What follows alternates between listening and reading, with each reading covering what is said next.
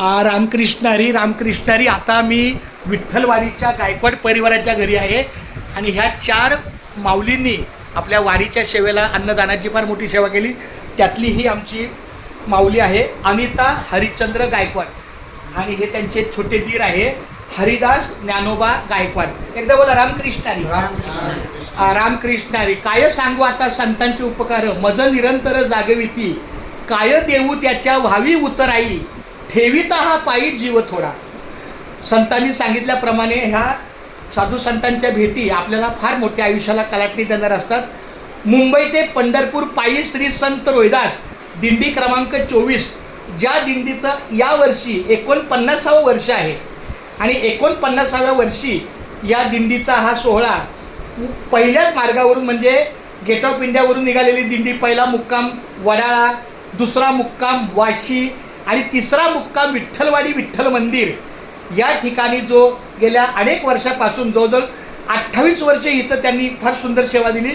पण मधल्या काही कौटुंबिक काही अडचणीमुळे आम्हाला मार्ग बदलावा लागला. पण पुन्हा एकदा देवानी काही चूक झाली असेल ती क्षम्य करून यावर्षी 2026ची जी दिंडी आहे ती दिंडी 28 जूनला गेट ऑफ इंडियावरून निघणार आहे आणि इथे विठ्ठलवाडीला माझ्या घराच्या बाजूलाच अगदी हे विठ्ठल मंदिर आहे, हा गायकवाड परिवार आहे आणि या ठिकाणी ही दिंडी 30 जूनला रात्रीच्या निवासी येणार आहे.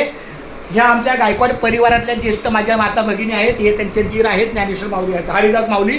आणि त्यांनी मोठ्या मनानं सांगितलं तुमची 40 माणसं असो 50 माणसं असो सगळ्या वारकऱ्यांना अन्न भोजनाचा आमच्याकडे तो हक्कच आहे, परिवार आहे.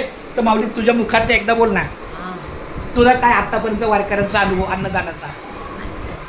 आम्ही परंपरा करत आलो. आपले माणसं जुनी आजोबा पंजोबा त्यांनी केले तेच आम्ही पुढं चालवायला पोरांना शिक्षण खूप दिले. चांगले खूप चांगले. त्यांना ते हे करायला सांगितले. आपण आहे तिथपर्यंत करतो तसं पोरं पुढं करते. खूप चांगले. हरिदास माऊली तुमच्या मुखातलं काही सेवा?